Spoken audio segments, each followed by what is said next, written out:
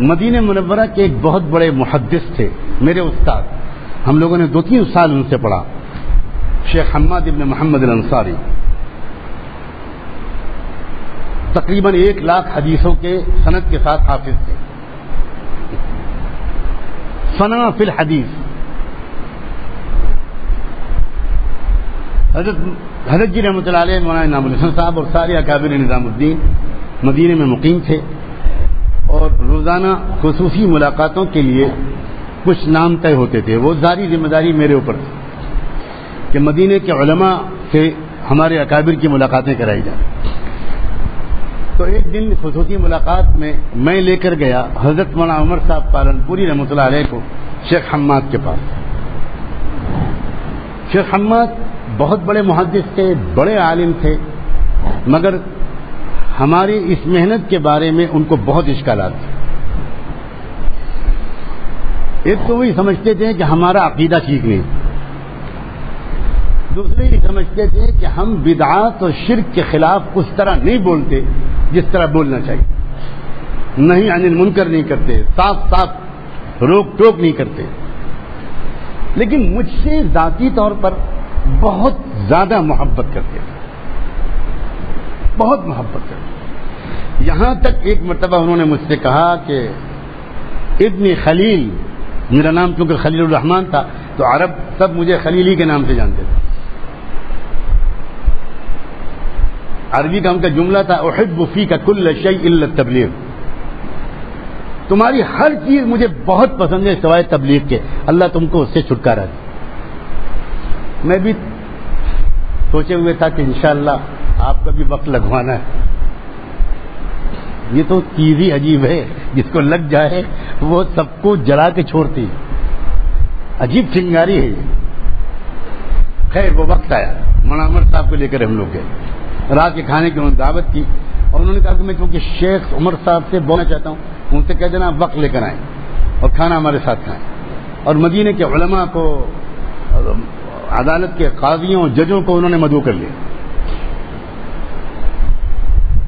اور وہاں کھانے وانے سے فارغ ہونے کے بعد مجلس جمی، قہوہ اور کھجور کا دور چلا، اور اس کے بیچ میں انہوں نے کہا کہ شیخ عمر ایک بات آج مجھے آپ سے کہنی ہے۔ اور انہوں نے پھر یہ کہا بڑے احترام کے ساتھ، بڑی محبت کے ساتھ کہ آپ بڑی اچھی محنت کر رہے ہیں، یہ ہو رہا ہے، مگر آپ نہیں عن المنکر نہیں کرتے، آپ برائیوں سے صاف صاف روکتے نہیں، یہاں تک کہ شرک و بدعت بھی آپ دیکھتے ہیں تو آپ اس پر بھی نہیں روکتے۔ اب مولانا عمر صاحب کو اور کیا چاہیے تھا، بہترین موقع ملا کہ سارے علماء کے سامنے دعوت کی حکمت کو کھولے۔ اب مولانا نے کیا درد مندانہ گفتگو کی، بڑے عاجزی اور تواضع کے ساتھ، بڑے انکسار کے ساتھ یہ کہتے ہوئے کہ آج مدینے کے علماء جمع ہیں، اور مدینے کے علماء جس بات پر فتویٰ دے دیتے تھے، امام مالک رحمۃ اللہ علیہ ساری دنیا کے علماء کی طرف اس کے بعد دیکھتے بھی نہیں تھے۔ امام مالک کی پوری فقہ تو دراصل قائم ہے فقہائے مدینہ پر، اور آج فقہائے مدینہ جمع ہیں۔ یہ ہندوستان کا اعجمی طالب علم حاضر ہے، یہ اپنا سبق سناتا ہے، اس کے بعد آپ جو فرما دیں گے میں وعدہ کرتا ہوں کہ پھر میں وہی کروں گا جو آپ فرمائیں۔ سچے دل سے انہوں نے بڑی تڑپ کے ساتھ یہ بات فرمائی، اور پھر کہا کہ ایک واقعہ میں سنانا چاہتا ہوں اپنا ذاتی، اس سے آپ کی سمجھ میں آئے گا کہ ہمارا دعوت دینے کا طریقہ کیا ہے اور منکرات سے روکنے کا طریقہ کیا ہے۔ ہم یہ نہیں کہتے کہ یہی ایک طریقہ ہے، لیکن ہمارا طریقہ کیا ہے اس کی وضاحت کرنا چاہتا ہوں۔ تو وہ شیخ حماد بولے حدث ولا حرج، یعنی اطمینان سے گفتگو کی گئی، جتنی تفصیلی گفتگو کر سکیں کریں، ہم سب ہمتن گوش ہیں۔ پھر مولانا نے اپنا ایک واقعہ سنایا کہ ایک بار حضرت جی رحمۃ اللہ علیہ مولانا یوسف صاحب نے اچانک مجھے بلایا کہ ہماری عمر اجمیر میں عرس چل رہا ہے، تو ایک جماعت لے کر ذرا وہاں چلے جاؤ۔ تو مولانا عمر صاحب نے اس وقت کہا کہ میں تو سوچنے لگا کہ ابھی کچھ دنوں سے میں دعا مانگنے لگا ہوں اللہ اپنے راستے کی موت نصیب پر، لگتا ہے قبول ہو گئی۔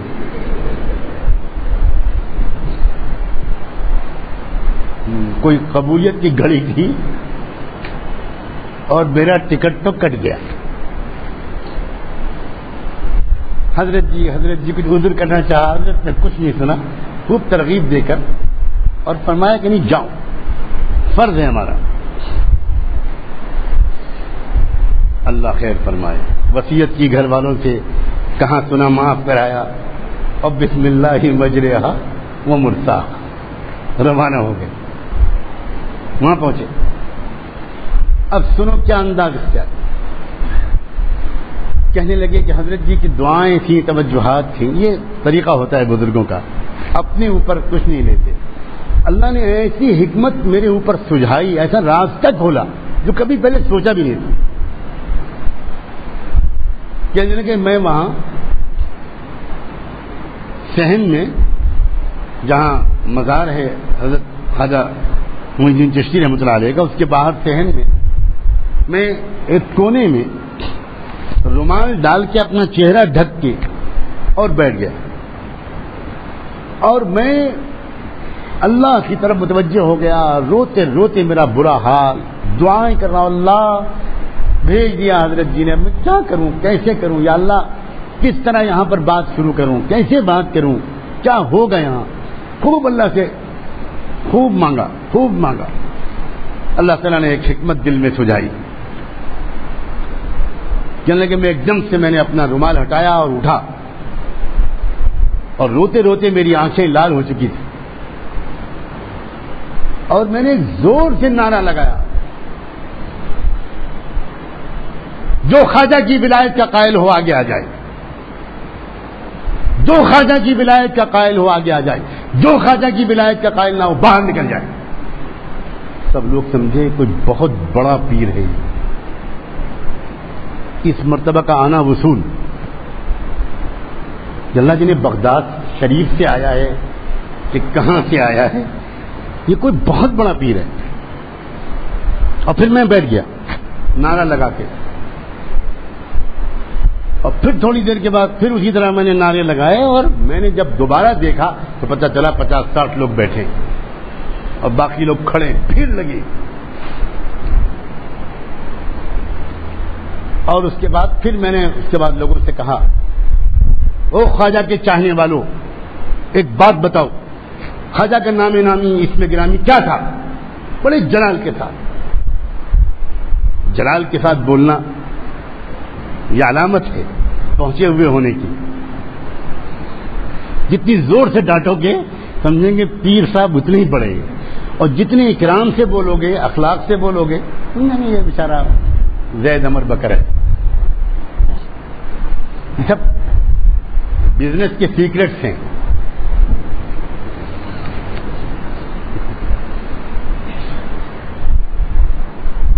ڈانٹ کے کہا جو خواجہ کی ولایت کے قائل نہ ہو مردود نکل جائے گا، اور لوگوں کا پکا عقیدہ ہو گیا کہ یہ ہے کوئی، آج ملا ہے، 7 سال سے آ رہے ہیں، آج ملا ہے۔ سب رونے لگے، ان کو عجیب حال ہو گیا۔ نام بتاؤ خواجہ، کسی کو نہیں معلوم، زیادہ سے زیادہ غریب نواز، تو یہ نام تو نہیں تھا۔ نام کیا ہے تم کو بھی نہیں معلوم، تم کو بھی نہیں معلوم، لا حول ولا قوت الا باللہ، تم کیسے خواجہ کے چاہنے والے ہو؟ سب گھبرا گئے کہ دیکھ بھی بیکار، کھچڑا بھی گیا، اور اتنی دفعہ آئے پیسہ خرچ ہوا وہ بھی گیا، نام ہی نہیں معلوم، کیونکہ نام تو کوئی بتاتے نہیں۔ کس شہر میں پیدا ہوئے تھے خواجہ صاحب؟ نام نہیں معلوم، تو یہ کیا معلوم ہوگا؟ اچھا کس ملک میں پیدا ہوئے تھے؟ یہ بھی نہیں معلوم۔ یہاں کیوں آئے تھے؟ یہ بھی نہیں معلوم۔ اب کہنے میں نے بس کس کے ڈانٹا، بغیر تو شرم نہیں آتی، کیا قبول کریں گے خواجہ تمہاری زیارت؟ کچھ خبر نہیں ہے تم کو۔ سب گھبرا گئے۔ اس کے بعد میں نے کہا جو خواجہ کو جاننا چاہے، جو خواجہ سے اپنی لو لگانا چاہے، محبت کرنا چاہے، خواجہ کے سکھائے ہوئے راستے پر چلنا چاہے، ہمارے ساتھ رہو کچھ دن، ہم بتائیں گے خواجہ کون تھے. سمجھ گئے؟ ہو گئی تشکیل. نہ نام تبلیغ کا آیا، نہ دعوت کا آیا، نہ تے نہ دال، نہ گشت کی گاف، کچھ نہیں. اب تیار ہوں گا، ہاں ہم بھی چلیں گے، ہم بھی چلیں گے، ہم بھی رہیں گے، بتائیے صاحب. اور ایک 8 10 15 آدمی تیار ہو. تو ان کا بھائی یہاں تو ہے بہت بھیڑ، ہر وقت آ رہے ہیں، سکون سے بات ہی نہیں کر پائیں گے. اب کوئی اور مسجد بتاؤ چلیں وہاں. ان کا ہم لے چلتے ہیں. آپ چلیے وہاں. اب تھوڑی دور پر ایک مسجد تھی، وہاں پہنچ گئی جماعت. کسی کو پتہ نہیں کہ یہ تبلیغی جماعت والے سب باہر تھے. اب وہاں ہم نے نہ فضائل کی کتاب کھولی، نہ گشت کا گاف بولا. یہ علماء سے سنا رہے کارگزاری مناور تھا. ہم نے وہاں پر خواجہ کی تاریخ اور سوانح سنانی شروع کی، بیان کرنا شروع کیا. معین الدین نام تھا، سجستان کے رہنے والے تھے، افغانستان کے علاقے کے تھے. ان کے والد کا یہ نام تھا، ان کے دادا کا یہ نام تھا، ان کے شیخ کا استاد کا یہ نام تھا، ان کے شیخ کا یہ نام تھا. ان کو اس طرح حکم دیا گیا کہ سرزمین ہندوستان میں جا کر توحید پھیلاؤ، اللہ کے بندوں کو دعوت دو کلمے کی. وہ اس حکم پر آئے اور پھر یہ قربانیاں دیں، پھر یہ قربانیاں دیں. پھر پرتھوی راج چوہان، اس نے اس طرح ستانے کی کوشش کی، اس طرح توہین کی، اس طرح کیا. پورا واقعہ ان کی جو صحیح تاریخ تھی وہ سنائی، اور سناتے رہے. اور کہنے لگے میں نے کئی دن تک تو پہلا نمبر ہی بیان کیا. سمجھ گئے ہوں گے آپ کہ خواجہ نے یہ سکھایا، لا الہ الا اللہ سکھایا. اس ملک میں کلمہ انہوں نے پھیلایا، محمد الرسول اللہ انہوں نے سکھایا. یہ خواجہ کے ذریعے سے اس ملک کے اندر یہ کلمہ آیا. اور اس کے بعد میں نے دوسرے تیسرے دن چوتھے دن پھر میں نے خواجہ نے اس ملک میں نماز سکھائی. خواجہ نے نماز پھیلائی. پھر نماز کے فضائل، نماز کے مسائل، نماز کا طریقہ، نماز کے مسائل، نماز پر ملنے والا اجر، نماز کیسے پڑھی جائے، خوب جم کر. خواجہ اس طرح نماز پڑھتے تھے، پڑھو نماز. اب سب اچھی سے اچھی نماز پڑھنے لگے. اب میں سوچنے لگا اللہ کب تک یہ راز چھپا رہے گا. یہاں تک کہ میں نے پورے 40 دن ان کے گزروا دیے 6 نمبر سکھانے میں، اور یہی بتا کر کہ خواجہ نے یہ سکھایا، خواجہ نے یہ سکھایا، خواجہ نے یہ سکھایا، خواجہ نے یہ سکھایا. اس کے بعد 40 دن کے بعد میں سوچنے لگا کہ ابھی کچھ دن اور زندہ رہنا ہے. اب یہ امانت لے جا کے حضرت جی کو واپس کرو. واپس آئی جماعت. نظام الدین مرکز میں سیدھے نہیں گئے، درگاہ کے پاس کہیں ٹھہرے، اور پھر جا کر حضرت کے پاس کہا کہ حضرت یہ سب کارگزاری سنائی اور کہا اتنا ہو گیا، اللہ کا بہت کرم. لیکن ابھی ان کو اور آگے کچھ نہیں پتا ہوگا تو پھر کیا ہوگا یہ مجھے نہیں پتا، لیکن ابھی ان کو کچھ نہیں پتا. لیکن نماز اچھی ہو گئی، وضو اچھا کرنے لگے، رونے لگے، اخلاق سیکھنے لگے، کایا پلٹ ہو گئی ان کی.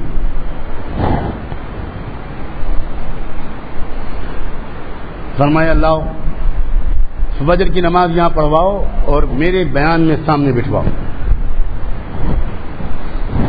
اور اللہ کی طرف متوجہ ہو کر دعا مانگو.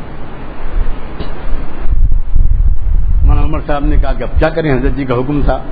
لائے، بٹھایا اور ان سے کہا کہ دیکھو کوئی بات سمجھ میں نہ آئے تو بولنا مت بیچ میں، بعد میں ہم تم نپٹیں گے نا، ہم لوگ سب خواجہ کے ہیں. ہاں مولوی جی بالکل ٹھیک. اور اس کے بعد 40 دن گزارنے کے بعد 2-3 دن وہاں رہے اور بہت اچھا وقت گزارا. اس کے بعد حضرت جی نے کہا اب اس جماعت کو لے کر دیوبند جاؤ. مولانا عمر صاحب نے کہا حضرت کیا بہت جلدی بھیجنے کا ارادہ ہے، کچھ مجھ سے غلطی ہو رہی. حضرت ابھی کچھ دن اور. فرمایا نہیں ابھی بہت دن رہو گے، جاؤ. خود مولانا عمر صاحب نے کارگزاری سنائی، عجیب کارگزاری، اور کہا کہ ہم ان کو دیوبند لے گئے اور دیوبند میں جا کر ہم نے ان سے کہا کہ دیکھو سب سے پہلے ایک کام کرتے ہیں، یہ جو بڑے بڑے درجے ہیں، درسگاہیں جہاں یہ سب کتابیں پڑھاتے ہیں، اس لیے کہ جب انہوں نے دیوبند کا نام سنا تو بھڑک گئے، دیوبند جائیں گے وہابیوں کے وہابڑوں کے وہاں جائیں گے ہم. تو انہوں نے کہا اچھا کیوں نہ، وہ رسول کے گستاخ، نبیوں اور ولیوں کو نہ ماننے والے. تو مولانا عمر صاحب کی بات آج تک مجھے یاد ہے کہ میں نے ان سے کہا کہ صدیق اکبر کی زبان سے جملہ نکلا تھا اَيُنْقَصُ الدِّينُ وَأَنَا حَيٌّ، کیا دین میں کمی کی جائے اور میں زندہ رہوں؟ لوگوں، اللہ کے رسول نبیوں اور ولیوں کی شان میں گستاخی کرنے والے دنیا میں زندہ رہیں، دنیا میں گستاخیاں کرتے رہے، ہم لوگ زندہ رہیں، کرو، یا ہم زندہ رہیں گے یا وہ زندہ رہیں.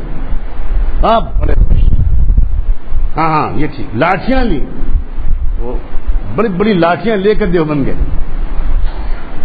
اور وہاں انہوں نے کہا کہ ہر درجے میں چلنا ہے اور چپکے سے چلنا ہے، پیچھے بیٹھ کے سبق سننا ہے، اور اگر کوئی گستاخی کا کلمہ زبان سے نکلے تم مت بولنا، میں کام تمام کر دوں گا. ہاں مولوی جی ڈرنا مت، نبی کے ناموس سے قربان. اب جس درجے میں جا رہے ہیں، عشق رسول کا عجب نظارہ دیکھنے میں آ رہا، اس زمانے کا دارالعلوم. میرے خود بخاری کے استاد حضرت مولانا فخر الدین صاحب رحمۃ اللہ علیہ، شیخ الحدیث، اس زمانے میں وہی تھے شیخ الحدیث غالباً. کیا منظر تھا حضرت مولانا فخر الدین صاحب کے عشق رسول کا، جس نے واقعی وہ منظر نہیں دیکھا اس کو کیسے یقین دلائیں. 70-80 سال کی عمر ہو چکی تھی، آخری ذوق تھا، بیماری مرض وفات کی شروع ہو چکی تھی، انتہائی کمزور اور نحیف تھے، سلام کا جواب دینا مشکل تھا. ویل چیئر پر لائے جاتے تھے، آواز ایسی نکلتی تھی کہ کان بعض وقت ہونٹ پر رکھنے پڑتے تھے. مگر اللہ اکبر، جس وقت ان کے شاگرد اور ان کے خادم ویل چیئر سے اٹھا کر ان کو گود میں اٹھا کر سہارا دے کر جب بخاری شریف پڑھانے کے لیے مسند درس پر بٹھا دیتے تھے تو پھر ایسا نظر آتا تھا کہ 40 سال کا مضبوط توانا انسان اب بیٹھا ہے سامنے. 2.5-3 گھنٹے لگاتار بخاری شریف کا درس دیتے تھے، کہیں نظر نہیں آتا تھا کہ ان کے اندر کوئی ذوق. اور جیسے ہی درس پورا ہوتا تھا اور وہ آخر دعوانا ان الحمد للہ رب العالمین والصلاة والسلام علی نبیہ الامین وعلی اصحابہ الغر المیامین، آخری جب یہ خطبہ پڑھتے تھے اسی وقت ان کے اندر سے روحانی طاقت واپس لے لی جاتی. اس کے بعد اب اگر ہم سلام کرتے تھے تو ان کا جواب سنائی نہیں پڑتا. یہ میں نے خود مہینوں اپنی آنکھوں سے دیکھا. تو جب وہ ایسے اساتذہ کے درس میں شریک ہوئے، ایک درس پھر دوسرا درس پھر تیسرا درس، تو اب ان کے عقل نے کام کرنا شروع کیا. انہوں نے مولانا عمر صاحب نے سنایا کہ مجھے گھیرا اور کہا کہ بھائی مولوی جی اب چھپاؤ مت، اب ہم سے سچ سچ بتاؤ، ہماری سمجھ میں نہیں آ رہا ہے، ہمیں کیا بتایا گیا تھا کہ دیوبند میں کیا ہوتا ہے، اور یہ کیا دیوبند ہے بھائی.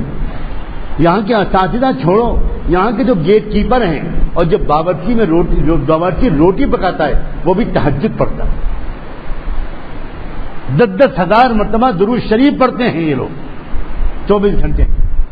یہ کیا لوگ ہیں بھائی، ہمیں کیا بتایا گیا. تو مولانا عمر صاحب نے سنایا کہ میں نے ان سے الٹا کہا کبھی جلدی مت کرو، اور جو 2-3 بڑے بڑے باقی ہیں ان کے پاس بھی چلتے ہیں، پھر بات کریں گے. جب سب بات ہو گئی اور تب میں نے ان سے کہا کہ دیکھو بھائی اب صاف سن لو، اللہ جانے تم لوگوں کو کیا بتایا گیا ہم نہیں جانتے، کن کے بارے میں بتایا گیا ہم نہیں جانتے. یہی مسلک دیوبند ہے، یہی دیوبند ہے، یہی دیوبندیت ہے، اور ہم سب یہیں کے پڑھے ہوئے ہیں، یہیں کے پلے ہوئے ہیں. اب بھائی تمہارا جو جی چاہے وہ کرو. اب بات صاف ہو گئی. تب مولانا عمر صاحب نے ان سے کہا کہ جواب ان کا حضرت کیا تھا، شیخ حماد اور دیگر علماء مدینہ، ان کا جواب کیا تھا. ان کا جواب یہ تھا کہ بس جی بہت ہو گیا، اب ہم کو چھٹی دو ان تمام کو جنہوں نے ہم کو جا کر یہ سب بتایا تھا، انہی لاٹھیوں سے ہم کو ٹھیک کریں گے. گمراہ کر کے چھوڑ دیا ہم کو، جیسے اچھے اچھے لوگوں سے ہمارا رشتہ توڑ دیا. ہمیں کیا گمراہی میں مبتلا رکھا، ہم سے کماتے کھاتے رہے اور ہمیں کچھ نہیں بتایا. تب میں نے ان سے کہا کہ بھائی دیکھو، لاٹھیاں لے کر جاؤ گے، ان کو مارو گے. آپ بتاؤ، اگر لاٹھیاں لے کر ہم نے تم کو مارا ہوتا تو آج تمہارا یہ حال ہوتا؟ نہیں بھائی، یہ راستہ اصلاح کا نہیں ہے. جس طرح صبر سے، محبت سے، احتیاط سے، حکمت سے ہم نے تم کو حق بتانے کی کوشش کی ہے اور منکر سے روکنے کی کوشش کی ہے، بھائی تم بھی اب اسی طریقے پر اپنے اپنے ساتھیوں کو، گاؤں والوں کو اسی طریقے پر تم اس منکر سے روکو. میں یہ سنانا چاہ رہا تھا کہ جب یہ پورا واقعہ ان علماء مدینہ نے سنا اور یہ مولانا نے کہا کہ دیکھیں، منکر کے روکنے کی ایک تدبیر ہم یہ اختیار کرتے ہیں. آپ حضرات بڑے لوگ ہیں، آپ کا فتویٰ، آپ کا سکہ پورے عالم میں چلتا ہے. آپ اپنے طریقے پر منکرات سے امت کو روکیں، آپ ہرگز ہرگز ہمارے طریقے کی نقل نہ کریں. لیکن ہمارا طریقہ یہ ہے، اب آپ بتا دیں کہ یہ جائز نہ ہو تو ہم چھوڑ دیں. اللہ اکبر. علماء کتنے مخلص ہوتے ہیں. شیخ حماد زار و قطار رونے لگے، زار و قطار رونے لگے، کہنے لگے آج حق واضح ہو گیا. اور خلیل اگلی بار جب جماعت طلبہ کی نکلے تو 3 دن کے لیے تو میں نہیں نکل پاؤں گا، 24 گھنٹے کے لیے مجھے لے کر جانا، میں خود نکلوں گا جماعت. سمجھ میں آ گئی بات؟